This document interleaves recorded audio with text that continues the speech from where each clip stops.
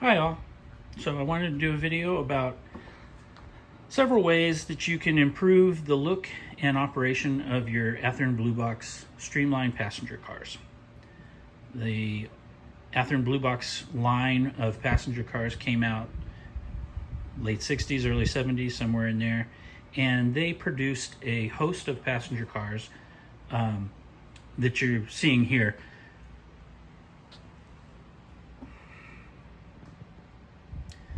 The cars included a observation car, a coach, a dome car, a diner, a baggage car, and also a postage car. These cars are 72 scale feet long. The postage car is 60. Of course, that does not match the real-life prototype. Real-life passenger cars were 85. I don't know if there was ever a 72 that came out in streamlined cars, but here's a comparison. The Northern Pacific car below is 85. The Amtrak car above it is a 72. The advantage to having a slightly smaller car was that it worked better on shorter radiuses and smaller layouts. So I believe Athearn selectively compressed more common types of each of these cars into the 72-foot size to accommodate new modelers. If anybody out there knows of a 72-foot prototype streamline car, let me know. I'd like to look that up and see what they did. Anyways, I've got some ways that you can improve the looks and appearance and operation of your car. And the first two are, we'll consider almost mandatory. And that starts out with number one, you got to change out the horn hook couplers that came with these cars. A horn hook coupler is this piece of plastic here, and you know, to be honest, they operated fine. They just do not look very good. You need to convert to a KD style coupler, which looks much more prototype.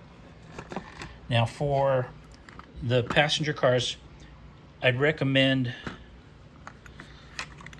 switching out to a KD 148 whisker coupler, and you'll see that there. And also, it's not a bad idea to alternate between a 148 and a 146. The 146 that you're seeing above is slightly longer shaft, which enables these cars to, when they're coupled together, to kind of navigate shorter turns.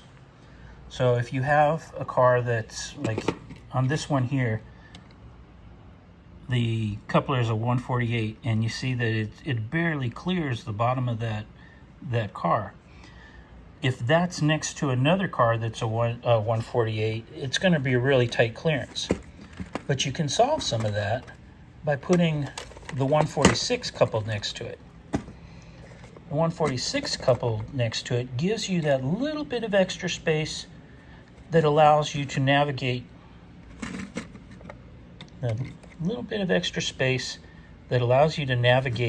sharper turns. Of course, these trucks swivel quite a bit, so you're okay there. But it is nice to have that little bit of extra space. It's kind of a battle between appearance and performance. Having a shorter coupler does move these cars closer together, which would look much more prototypical. But you don't want it at the detriment of running your train around and having it derail at every corner that it goes around. So having the longer shaft coupler combined with the shorter shaft coupler helps solve that problem. The second thing you want to do is you want to replace these plastic wheel sets that come with the straight out of the box kit with metal wheel sets. The metal wheel sets are going to improve performance quite a bit. They add a little weight to the car, which is also nice. And of course, they look a ton better. The metal wheel sets are not difficult to remove and put in. You'll have guys tell you that, oh, you need to check all your wheel sets with the National Model Railroaders Association wheel gauge. And I'll tell you, in all of the wheel sets that I've replaced on all of my Athearn cars, passengers and freight, I've never had a wheel set that was not in gauge. You're more likely to have your track be out of gauge than you are to have a wheel set out of gauge. Couplers and wheels, number 1 and 2, almost mandatory for better performance.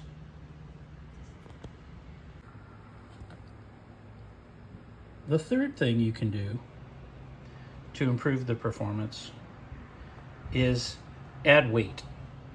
These cars do come with some standard weights in them. It's really not enough. They're still light, they're still prone to derailments. Adding a little weight will solve a ton of problems for you. What I do is I actually take these weights out. Once you remove the wheel sets, you'll notice that there is a cavity at the bottom of the chassis that extends pretty low. Adding weight there actually helps bring that center of gravity of the car way down. And you can just add regular weight that, the stick-on weights that you see in the store, like they have for Pinewood Derby cars or those types of things. What I actually do is I have a bunch of these fishing weights that are just lead weights, or 2 ounce, 3 ounce. I hammer them into a shape that fits into that cavity. Probably the best example is you see it right here. And it adds quite a bit of weight, and right to the center of the car, we're at the lowest point, which really helps for its performance. I hammer it down so that it's as flush with the bottom of the car as possible. And the reason I do that is because I'm going to put an interior in there, which is actually our number 4. So the fourth thing to improve the car, it has nothing to do with the performance, but it's a fun thing. It actually adds to the appearance of the car, and that is to add an interior. I found a guy on eBay who, this is his company, Miscellaneous Railroad Company, and he is able to print these interiors that go with the different types of cars. They fit right in the car, and then adding that screw to the top holds it down.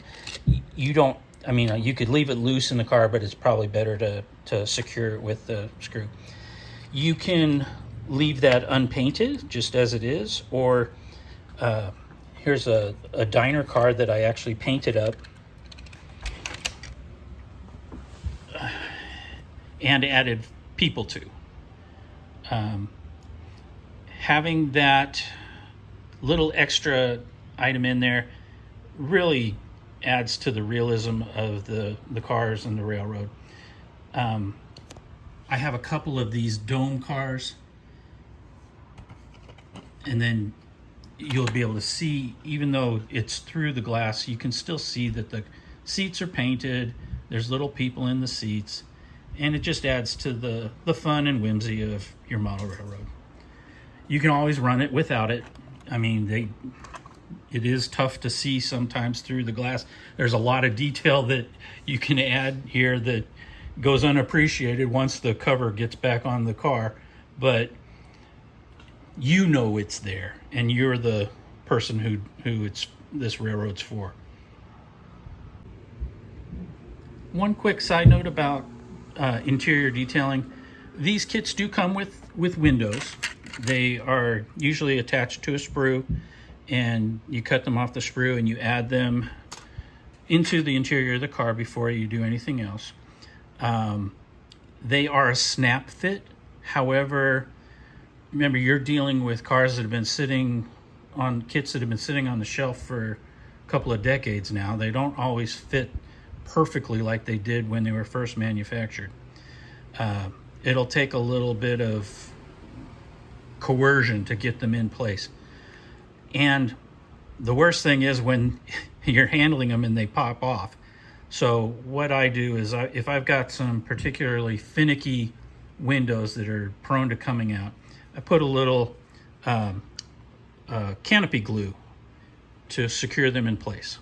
The nice thing about canopy glue is that it dries clear. You'll never see it. If you did need to take it off, you could. The canopy glue won't adhere forever. And you need to use something like canopy glue, because if you use a CA type glue or a super glue type product, you will fog the windows. So they'll end up permanently hazed and you cannot get that fog off of those windows. If that's the look you're going for, then that's fine. But if you're going to put interiors in there with people that you need to look at, then definitely use something like a canopy glue that's not going to fog up the window. That same glue is also what gets used to secure the little people into their seats. If I decide that I needed to take somebody out, I can. The glue's not permanent, but it holds everybody's little butts in the seats for now. The fifth thing you can do to these cars for appearance is to add interior lights.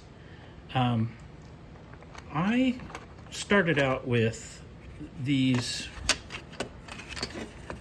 Rapido, they call them Easy Peasy light bars, and they're LED light strips that I've just secured to the roof of the car with double-sided sticky tape.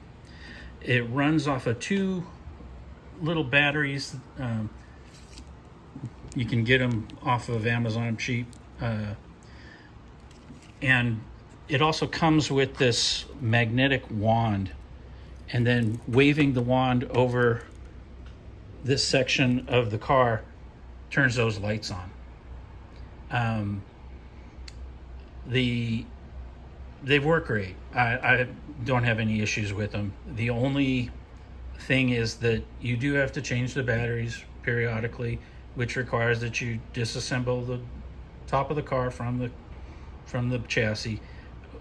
It's not difficult to do, but it is another step. I actually found a guy who does interior lighting that is powered by the track itself. So I'm going to be working on that in the future to power a light strip from the track power instead of from battery power. The nice thing about the battery power and those little light strips is, like I said, they're just secured with double sticky sided tape, so they can pop right out, and I can put them in a different car if I want to. The sixth thing that I like to do is add these Walters diaphragms to the end of the cars. It's all cosmetic, it's just an extra thing that I like to improve the appearance. It doesn't add anything to the performance. When you have a couple of cars connected together like that, let me see if I can get this back here. Having those diaphragms narrows that space a little, so that even if you have long shank couplers that are keeping them apart for performance, visually they look a little closer, and so it helps with the illusion of these cars being coupled together securely. Imagining people walking between them.